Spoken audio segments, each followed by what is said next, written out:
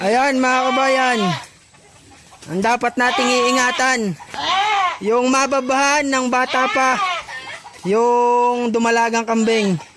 Dahil lalo't na nakababa nga dyan sa maliit pang are, ay yung ating si Cardo. Are, ay sa pagkalaki gang are nakababa. Ay ngay ay hirap na hirap. Hirap na hirap ilabas ang kanyang anak.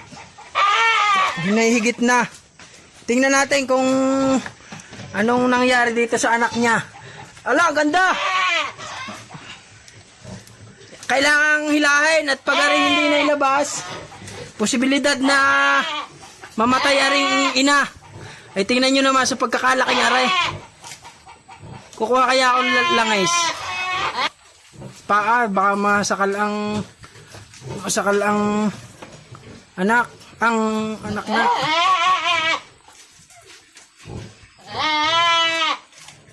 Ay, lumbusan sa bahay.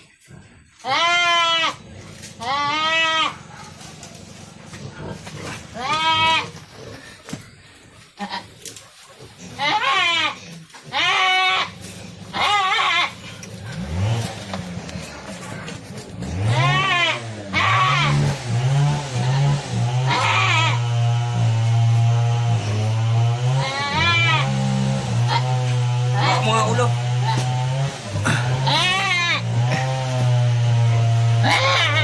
Nang, hindi pwede.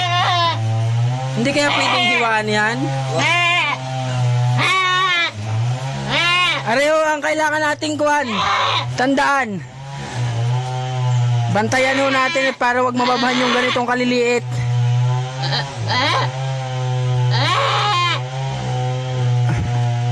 Gigit. Baka ang anak. Ay, wala na yata ang anak. Gigit, mamamatay din na ka rin pag kayo di.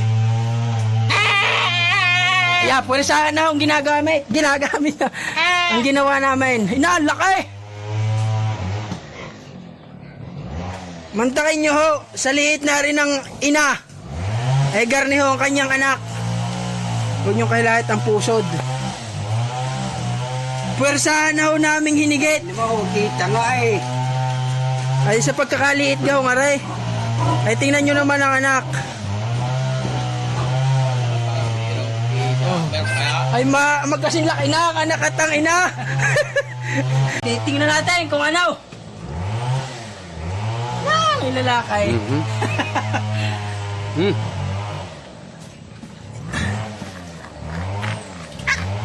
May balingusan pa. Ang ganda na ray. May sungay pa. Ay, may kuha na. May paglalabsan na ng sungay. Ako, manta ka mong batak ni Marlon ng ulo. Batak ko ang sila. Yan ho. Kalahati na ng ina ang kanyang anak. Malala ko nagka-depress ang paa niya. Lumagutok ko eh. Yan ho.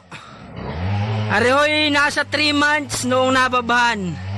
Kaya sa mga nag-aalaga ho dyan ng kambing, lagi ho nating i-monitor at tandaan na yung gayon hong kabata na mababahan ay delikado.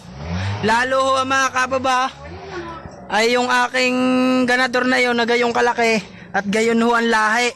Pag garni ho ay talagang delikado. Pwede sana kung ang mga kababa lamang ay Tagalog at maliit. Ay tingnan nyo naman ang inilabas. Yan, nakabango na. Naputol na ang pusod. Ay, sa liit gawang aray. Ano? Laki ng ulo. Yung tainga niya, ayos na ayos, wala problema. Yung balingusan, malaki, matambok. Yung paa, ang laki. Yan. Ayan na, at kikiluhin natin kung gaano kaya kabigat na rin kanyang dinala ng halos 5 buwan. Ilang kilo ka? 4?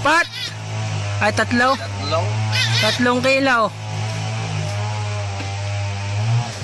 3 kilo eh. Ang inahin naman ina sa ngayon is siguro rin mga 10 kilo lang. Ngayon nakanak.